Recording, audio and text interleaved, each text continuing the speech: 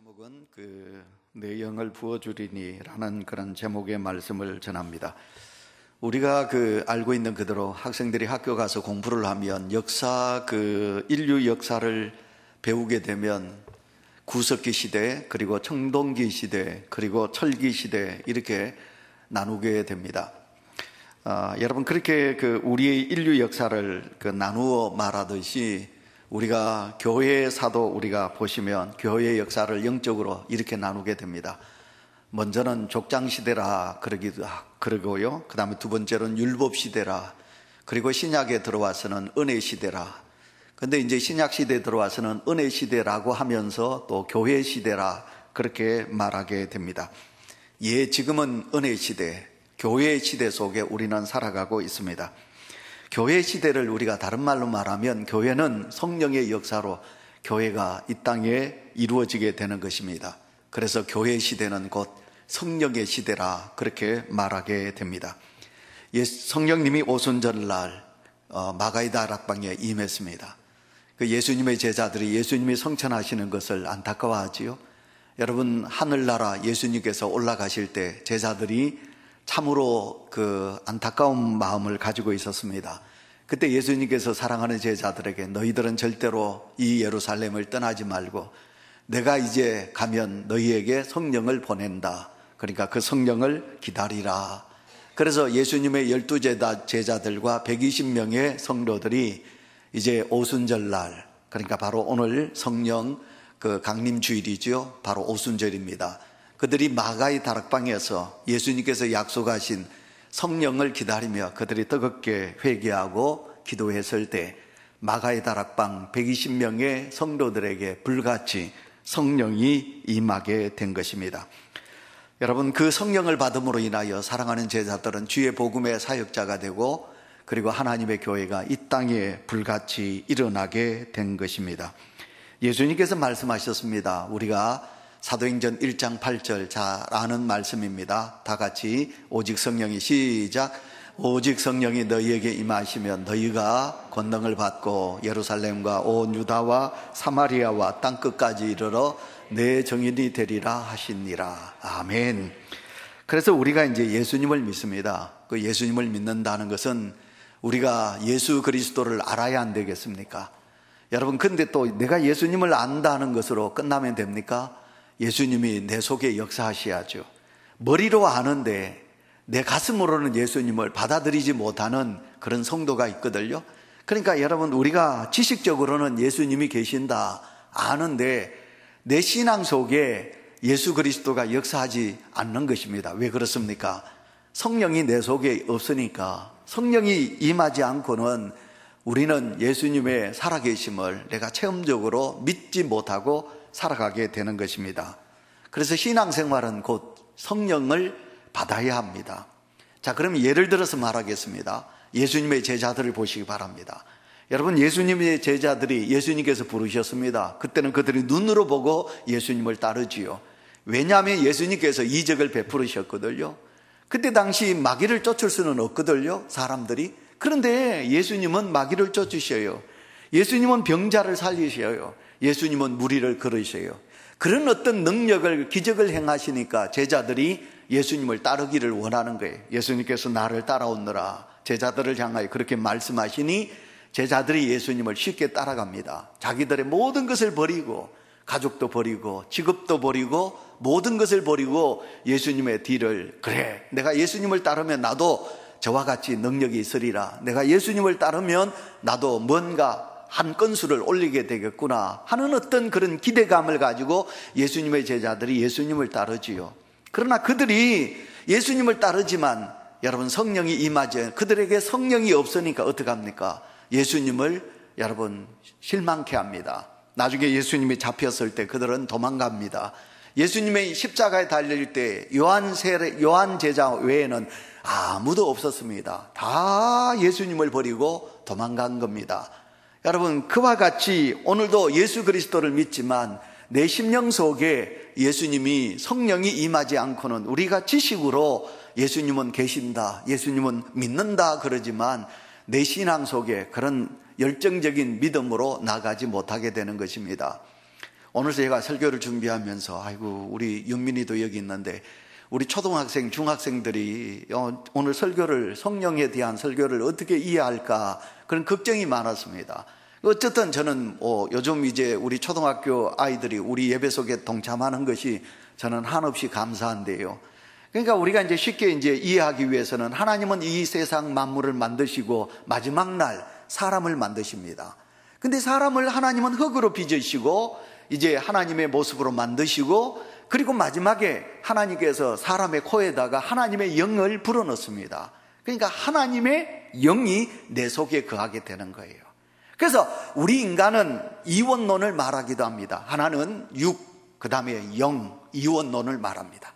근데 여기다가 한 가지 삼원론을 이야기할 때는 정신, 그러니까 우리 이제 그 생각, 정신을 이제 하나 더 넣기도 합니다. 그러면 삼원론이 되지요. 자, 그러면 여러분 보십시오. 우리가 사람을 회부합니다.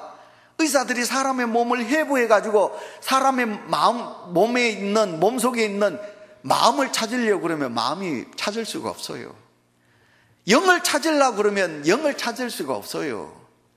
근데 여러분, 우리 인간의 몸에는 분명히 하나님께서 불어넣으신 영이 있는 것입니다. 그래서 사람이 죽는다.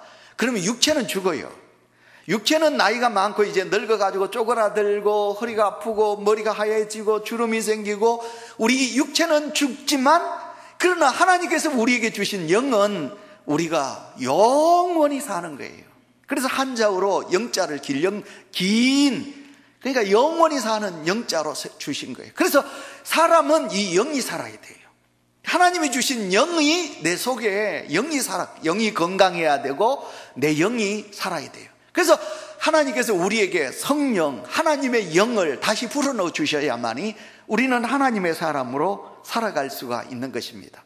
그래서 베드로를 우리는 보시기 바랍니다. 오늘 이제 사도행전 2장은 이제 성령을 받은 초대교회 제자들, 그러니까 120명의 제자들 중에 수제자 베드로가 성령이 충만했어요. 충만해가지고 그가 예수님 모른다고 3번이나 부인했던 베드로가 어떻게 합니까? 나가서 예수님을 전합니다. 설교를 합니다. 그 설교를 하면 예수님이 잡히어서 죽듯이 십자가를 지셨듯이 다 죽게 됩니다. 그러나 성령을 받으면 두려움이 없는 거예요. 성령을 받으면 두려움이 없는 거예요. 그래서 베드로가 나가서 오늘 드디어 이제 내가 너희에게 성령을 부어주리라 요엘서에서 말씀하신 예언에 되어진 말씀을 이제 예루살렘 거리에 사람들을 향하여 설교하는 말씀이 바로 오늘 이 본문 속에 있는 말씀이에요. 그래서 첫 번째로 우리가 생각해 볼 수 있는 오늘 설교의 말씀의 첫 번째가 뭐냐면 사도 베드로는 성령의 시대가 열렸음을 이제 모든 사람들에게 선포하고 있습니다. 지금은 이제 성령 시대가 되었다. 그러니까 하나님의 영을 받으라. 우리 인간이 죄를 지음으로 사망이 왔어요. 다시 말하면 우리가 죄를 지음으로 하나님의 영이 죽었단 말이에요. 내 속에 있는 하나님의 영이 여러분 병들었단 말이에요. 그래서 이제 우리는 다시 하나님께서 우리에게 주시기를 원하시는 성령을 받아야 한다. 이게 이제 베드로가 이 본문 속에서 우리에게 설교하고 있는 것입니다. 우리가 이제 성경 17절 우리가 읽으셨습니다. 다시 다 같이 했습니다. 하나님이 시작. 하나님이 말씀하시기를 말세 내가 내 영을 모든 육체에 부어주리니 너희의 자녀들은 예언할 것이요 너희의 젊은이들은 환상을 보고 너희의 늙은이들은 꿈을 꾸리라. 아멘. 여러분 구약의 성령 그 책을 우리는 요엘서라고 그럽니다. 그래서 요엘 선지자가 예언해진 하나님의 말씀이 말세가 되면 하나님의 영을 받아야 된다라는 말씀이 이제 베드로가 설교하는 것입니다. 그래서 지금은 말세다. 지금은 말세지 말이다. 그러니 너희 모든 백성들아 우리가 성령을 받자. 이렇게 이제 설교하고 있는 것입니다. 베드로가 이제 성령을 충만하니 권능이 임했어요. 권능이 충만했어요. 마찬가지로 우리가 성령을 받으면 우리는 놀랍도록 하나님의 권능으로 가득 차게 되는 것이에요. 그래서 우리는 성령에 대한 충만함을 이해하지 못할 때가 참 많으니까 자꾸 이제 우리는 술 먹은 사람들과 예를 들어서 이야기할 때가 많이 있습니다. 평소에는 얌전한 사람이, 평소에는 이야기도 잘 못하던 사람이 어느 날 술을 많이 먹고 술이 취하면 막 소리 지르고 막 고함을 치고 그리고 막 사람들 붙잡고 막 싸우려고 그러거든요. 바로 이렇게 이와 같이 마찬가지로 사람의 몸속에 알코올이라는 것이 들어와서 사람을 흥분케 하는 것과 비슷하게 성령이 우리에게 임하면 우리는 무엇을 받느냐? 권능을 받게 된다. 그렇게 됩니다. 그래서 성령을 받게 되면 우리는 걱정, 근심을 다 떨쳐버리고 우리는 기쁨이 내게 찾아오는 거예요. 성령이 충만하게 되면 우리는 낙심치 아니하고 우리는 소망 중에 살아가게 되는 것입니다. 그래서 사도 바울은 에베소에서 5장 18절 여러분 화면을 보시기 바랍니다. 술 취하지 말라. 이는 방탕한 것이니 오직 성령으로 충만함을 받으라. 아멘. 그러니까 사도 바울도 에베소 교회 성도들에게 여러분 술 취함과 성령은 다른 것이다. 그런데 이제 비슷한 것은 술 취함과 성령을 받는 것은 좀 비슷한 것인데, 그러나 술 취함은 자기의 정신을 흐려버리게 하는 거죠. 그러나 성령을 우리가 충만하게 받으면 더 우리는 정신이 뚜렷하고 그리고 더 큰 하나님의 능력을 힘있기 때문에 우리는 이 세상의 죄악과 싸워서도 이길 수 있고, 그리고 우리는 하나님의 일과 세상의 일을 구분하게 되기도 하고, 그리고 성령을 충만하게 받으면 우리는 신앙의 활력소를 가지게 되는 것입니다. 기쁨을 가지고. 그래서 누가 뭐래도 우리는 오직 성령이 충만해야 된다, 그런 것입니다. 교회도 이래 보면요, 성령이 충만한 교회가 있어요. 그러니까 이제 성도들이 성령이 뜨거운 교회로 이렇게 하나님을 믿는 교회가 있고요. 그래서 교회에 이렇게 가보면 성령이 뜨겁지 않는, 성령이 역사하지 않는 그런 교회들이 있는 거지요. 다시 말하면 그 무리 속에 있는 예수 그리스도를 믿는 성도들 중에 성령이 충만해서, 그래서 성령의 은혜를 받고 기쁜 마음으로 예배를 드리는 교회가 있는가 하면, 그래서 우리는 예를 들면 서울 그 여의도에 있는 순복음 중앙교회예요. 여러분, 서울에 이제 그 연합 집회에서 순복음 중앙교회 교인들이 참여하지 않으면요, 교회들이 별로 여러분 역사가 모이지를 않아요. 그래서 여러분 순복음 교회 그러면 성령이 충만한 교회 그럽니다. 우리 장로교 같으면 예를 든다면 서울 명성교회, 서울 명성교회 그러면 성령이 충만한 교회예요. 한 가지 더 예를 든다면 온누리교회, 여러분 하용조 목사님이 계셨던 온누리 교회는요, 성령이 충만한 성도들로 모인 교회들이에요. 그래서 그 교회는요, 아주 엘리트들과 부자들이 있는데도 그분들은 절대로 자기를 자랑하지 않아요. 내세우지도 않아요. 교회는 조용하고 아무 정적으로 조용한 것 같은데 놀라운 하나님의 일을 하는 데는 엄청난 큰 일을 감당하는 교회들이 바로 성령이 뜨거운 교회들이 그런 교회라 우리는 그렇게 말할 수 있는 것입니다. 아무리 큰 교회를 다니고 아무리 우리가 직분이 높아진다 할지라도 우리가 성령이 충만하지 않으면 우리는 아무 하나님의 사역을 감당할 수가 없는 것입니다. 우리 온유교회는 지금까지 43년의 하나님의 역사 속에 우리가 달려온 교회입니다. 오늘 우리 온유교회가 이곳에 하나님의 나라를 이루고 있는 것은 곧 성령께서 우리 교회를 지켜주셨기 때문에 그렇습니다. 그래서 이 온유교회 안에 있는 우리 성도들은 모두가 다 하나님의 성령을 사모하시고 또 하나님의 성령을 받으시고, 아멘. 그리고 또한 우리가 성령이 충만한 자, 하나님의 영으로 건강한 믿음을 가지고 달려가는 은혜가 있으시기를 축원합니다. 그 다음에 두 번째 우리가 생각해 볼 수 있는 말씀 뭐냐? 성령을 이제 받으면, 베드로가 성령의 시대라고 그랬고요. 그래서 이제 우리가 성령을 받아야 된다고 그랬고요. 그러면 우리가 성령을 받으면 어떻게 됩니까? 성령을 받으면 꿈을 꾼다, 거룩한 꿈을 꾼다, 그렇게 말씀드릴 수 있겠습니다. 요절을 읽었습니다. 다시 읽겠습니다. 17절 18절 요절을 우리 다 같이 읽습니다. 시작.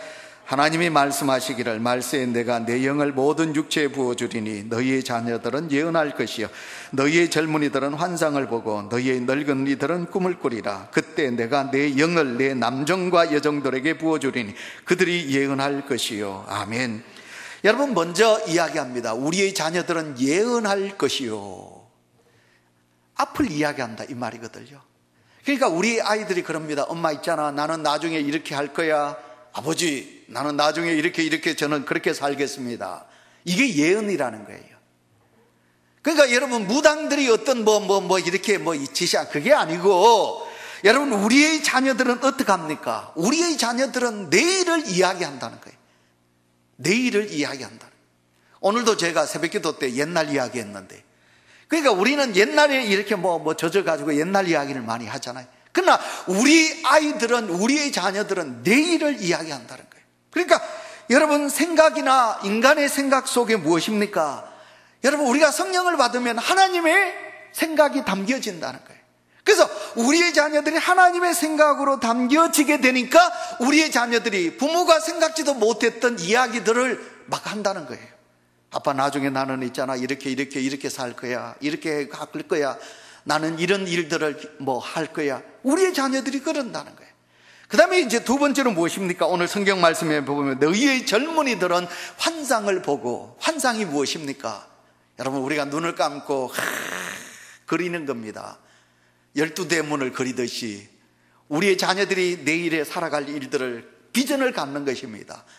그러니까 아름다운, 제가 요즘 이래 생각해 보면, 만약 사람에게 꿈이 없다면, 사람 가정을 살아가는 사람들을, 성도들에게 소망이 없다면 얼마나 슬플까. 그러니까 여러분, 하나님의 사람은 누가 뭐래도 하나님의 영을 받게 되면 소망 중에 살아간다는 거예요. 내일은 내가 무엇을 하겠지, 1년 후에는 우리 집이 이렇게 바뀌겠지, 다음 주에는 우리 교회가 이런 것을 하겠지, 그럼 내가 이런 것을 내가 실천하리라. 그래서 여러분, 믿음의 성도는 꿈을 가지게 된다는 것입니다. 많은 사람들이 꿈이 없이 살아가고 있습니다. 그래서 7포 세대라, 포기하는 시대라, 이게 말세입니다. 여러분 아시겠어요? 이 자리에 계신 성도 여러분, 여러분 속에 꿈이 있나요? 여러분 속에 무슨 소망을 가지고 계십니까?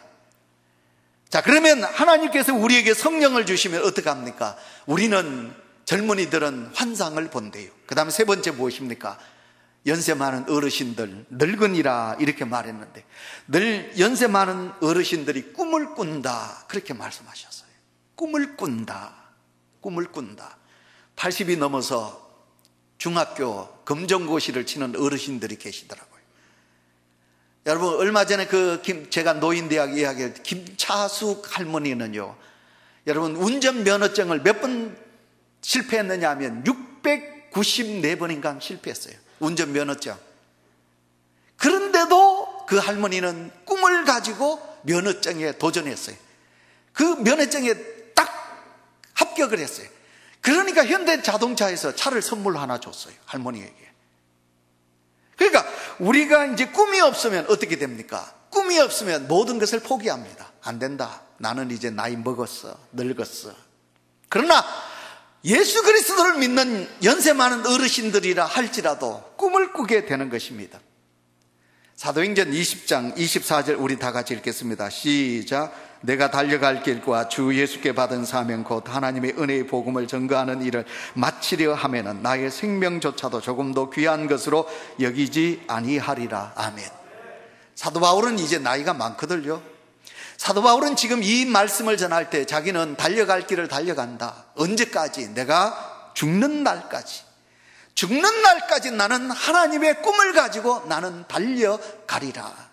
하나님이 기뻐하시는 일을 행하며 내 생명도 조금도 아까워하지 아니하고 나는 끝까지 달려가리라.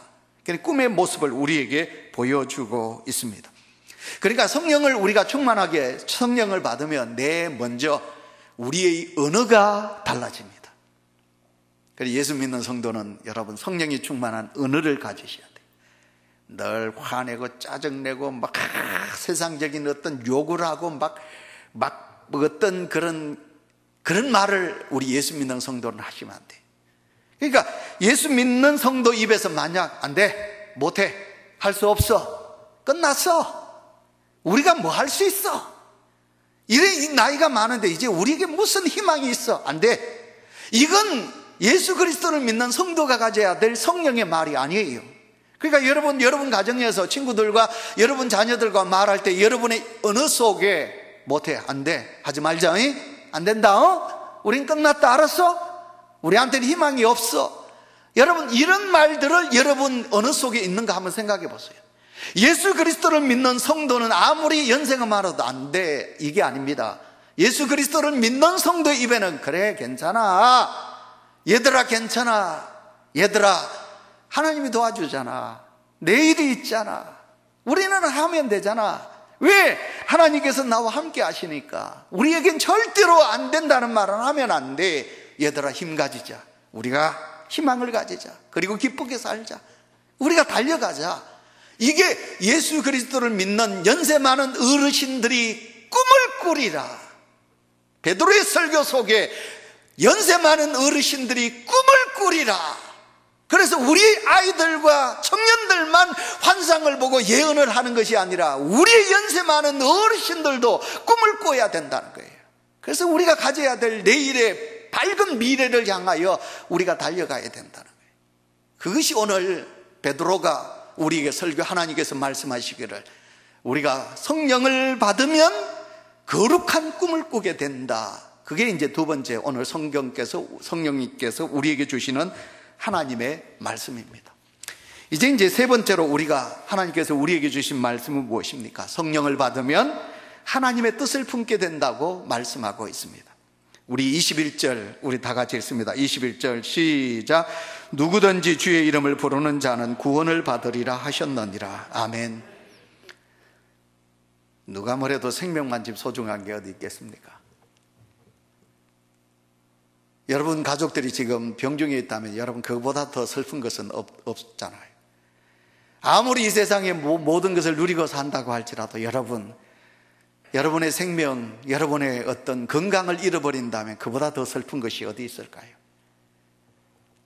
온유교회 성도 여러분, 여러분을 축복합니다. 건강하시기를 축원합니다. 부디 여러분 마음도 건강하시고 육체도 건강하십시오. 예수 그리스도를 믿는 성도는 누가 뭐래도 머리부터 발끝까지 우리의 육체가 건강해야 내 마음도 건강해지고 마음이 건강해야 하나님의 영도 건강하게 될 줄 믿습니다. 여러분 생명의 구원입니다. 오늘 21절 말씀에 누구든지 주의 이름을 부르는 자는 구원을 받으리라. 예, 구원의 은총이 우리 속에 있습니다. 자, 여러분 우리가 여기서 구원을 말하면 여러분 오늘도 내가 예수 그리스도를 믿어 죄의 삭은 사망이라 했는데 그런데 그 죄의 삭이 사망이 아니라 우리는 영원한 하나님의 나라, 그 하늘나라의 백성이 되고 자녀가 되었지요. 그러나 여기서 말하고 있는 또 다른 구원은 무엇입니까? 우리 생활 속에 내 생명이 여러분 건강하게 육체적으로나 정신적으로 건강하게 살아간다는 거지요. 여러분 하나님의 구원, 그래서 하나님의 구원이 하나님의 거룩한 꿈이 여러분 성령이 충만한 자에게 이루어지게 된다는 거예요.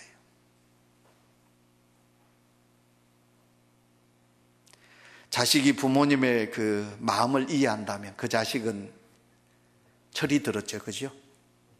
자식들이 컸는데 그 자식들이 우리 아버지는, 우리 엄마는 여러분 그러면 그 자식들은 철든 자식이에요. 그래서 부모님의 뜻을 이렇게 받아들이고 얘들아 나는 너희들을 향한 이런 꿈이 있단다. 내가 너희들을 향한 이런 마음이 있단다.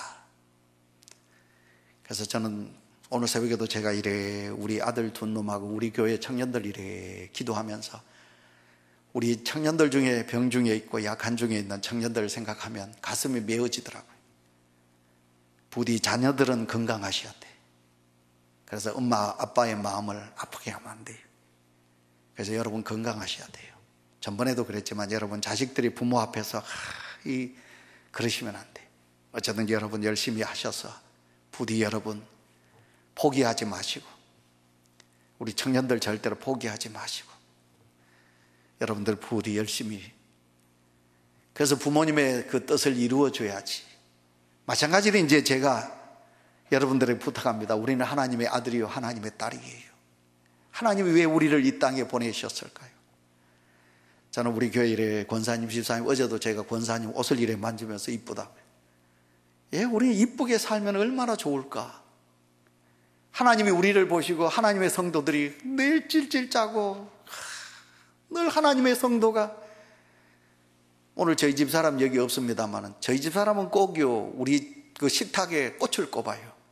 어떨 때는 그 꽃을요 아니면 이 크다란 이 쟁반 같은 데다가 물 해가지고 꽃을 요래 따가지고, 그래서 제가 그거 볼 때마다 당신은 여자답구만, 내가 땡볕 내가지고 장가갈 만했구만.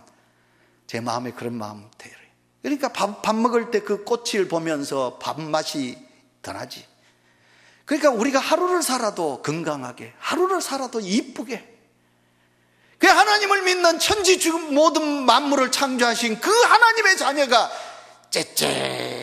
깨끗하게 늘 인상이나 쓰고 추리하게 하나님의 자녀로 살아가는 하나님의 백성들이 이 땅에서 지진이도 궁색하게, 그건 하나님의 자녀가 아니에요. 그래서 우리가 어떻게 사느냐에 따라서 하나님 마음이 기쁘기도 하고 슬픈 거예요. 자식들이 그 자녀들을 위하여 부모가 얼마나 애를 썼나요? 근데 자녀들이 공부 안 해. 지 마음대로 살다가 나중에는 아버지 엄마 뭐 좀 도와주세요, 뭐 해주세요. 얘라 이놈 자식아, 니를 막 키운다고 얼마나 고생하고 내가 애를 썼는데 아직까지도 장가가도 얘라 이 자식아. 이 자녀들이 되어가지고 아버지 엄마 마음을 이해하고 이제 뭔가 살아야 안 되나요? 마찬가지입니다. 이 자리에 계신 성도 여러분, 우리는 천지 만물을 창조하신 전능하신 하나님의 아들이요 하나님의 딸이에요. 그래서 저는 하루를 살아도 좀 멋있게 살라고 그러고, 하루를 살아도 어깨에 힘 좀 주면 살라고 그러고, 그렇게 살기를 원해요. 그래서 저는 서울 소망교회나 이렇게 세미나에 가보면요, 복도 아니면 이 꺾어지는 고구마다 꽃 한 송이 꼽아놓고 교회 가요. 그러면 이야, 그걸 보고 얼마나 기분이 좋아라. 그래서 여러분의 성도들의 가정에도 아끼고 여러분 금금절약하는 것도 중요하지만 하나님의 사람답게 좀 뭔가 세상 사람들 보기에 다르게 우리가 살아가야 되지 않을까요? 그래서 오늘 베드로는 성령에 선포하면서 저희들에게 감동의 말씀을 줍니다. 요절 좀 읽겠습니다. 37절. 그들이 이 말을 듣고 마음에 찔려 베드로와 다른 사도들에게 물어 이르되 형제들아 우리가 어찌할까 하거늘. 38절. 베드로가 이르되 너희가 회개하여 각각 예수 그리스도의 이름으로 침례를 받고 죄사함을 받으라. 그리하면 성령의 선물을 받으리니. 40절. 또 여러 말로 확정하여 권하여 이르되 너희가 이 패역한 세대에서 구원을 받으라 하니. 아멘. 41절로 넘어가 보시면요, 여러분, 그들이 마음이 찔려서 죄를 회개하고 그들이 주 앞으로 나왔습니다. 베드로가 이렇게 설교하니까 여러분, 그들이 3,000명이나 나와서 세례를 받습니다. 41절. 그 말을 받은 사람들은 세례를 받음에 이날에 신도의 수가 3,000이나 더하더라. 아멘. 놀라운 교회의 역사가 성령의 역사로 예수 그리스도를 믿는 성도들로 가득 넘쳐나는 역사가 있게 됩니다. 그래서 초대교회의 부흥의 폭발한 초대교회의 모습이 어떻습니까? 43절부터 47절까지 말씀을 이렇게 말합니다. 사람마다 두려워하는데 사도들은 말미암아 기사와 표적이 많이 나타나니 믿는 사람들이 다 함께 있어 모든 물건을 서로 통용하고 또 재산과 소유를 팔아 각 사람의 필요를 따라 나눠주며 날마다 마음을 같이하여 성전에 모이기를 힘쓰고 집에서 떡을 떼며 기쁨과 순전한 마음으로 음식을 먹고 하나님을 찬미하며 또 온 백성에게 칭송을 받으니 주께서 구원받는 사람을 날마다 더하게 하시니라. 아멘. 먼저 하나님의 구원의 역사가 오늘도 성령을 받은 저희들로 통하여 일어나기를 원하는 것이 하나님의 뜻이에요. 한 사람이라도 더 하나님의 나라 백성 되게 하는 것, 구원을 받게 하는 것, 주 예수 그리스도를 믿으라. 그리하면 구원이 너희에게 임하리라. 그래서 오늘도 우리는 성령 받은 하나님의 사람들로 어떻게 됩니까? 복음을 전하여서 한 사람이라도 예수 그리스도를 믿게 되고, 그 다음에 두 번째로 우리가 생각해 볼 수 있는 말씀은 서로를 위하여 통용하고 나누어주고 베풀고 내 것을 아까워하지 아니하며 내 것을 기쁜 마음으로 하나님께 드려서 그것을 가지고 서로 함께하는 그런 아름다운 역사가 여러분 성령을 받으면 있게 된다, 그런 말입니다. 초대교회는 이와 같이 놀라운 생명이 살아나는 역사가 있었고, 초대교회는 이와 같이 고난과 가난 속에 있는 사람들을 위하여 자기의 재산을 나누는 그런 놀라운 기적의 역사가 일어나게 된 것입니다. 여러분, 물질은 설면 내 것이 됩니다. 여러분, 우리 집 사람들 자꾸 아끼자고 그러거든요. 근데 여러분, 지금 우린 코로나19로 인하여 어쨌든 이 나라 경제를 회복하기 위해서는 여러분 좀 서세요. 이건 물건을 여러분 써야 됩니다. 돈은. 미국의 뉴욕의 거지가 겨울에 얼어서 죽었어요. 근데 그 거지를 시청에서 직원들이 와가지고 그 사람을 이제 화장하려고 그 사람 옷을 벗겨보니까 그 사람의 몸속에 얼마의 돈이 나왔느냐 하면 약 5만 불의 돈이 그 속에서 나왔다는 거예요. 그 사람이 거지 생활을 하면서 아껴서 5만 불이 얼마인지 압니까? 6,200만 원입니다. 여러분, 그 사람이 배가 고프면 그 돈 중에 10달러나 20달러를 가지고 식당에 가서 먹었으면 배가 터지도록 먹었을 거고요. 아니면 50달러나 100달러를 주고 호텔에 들어가서 잤다면 그 사람은 편안하게 따뜻한 방에서 잠을 잤을 것이에요. 그런데 그 사람은 아까웠어요. 돈 쓰는 것이 아까웠어요. 서지를 못했어요. 모으기만 했어요. 그 모은 돈이 지 돈입니까? 자기가 모았지만 그거 쓰지 않으니까 그것이 자기 돈이었습니까? 자기 돈이 아니었어요. 그리고 그는 그렇게 많은 돈을 자기 몸에 가지고 있으면서도 얼어서 죽었다는 것입니다. 오늘도 우리가 하나님의 것을 내가 쓸 때 하나님의 역사가 일어나는 거예요.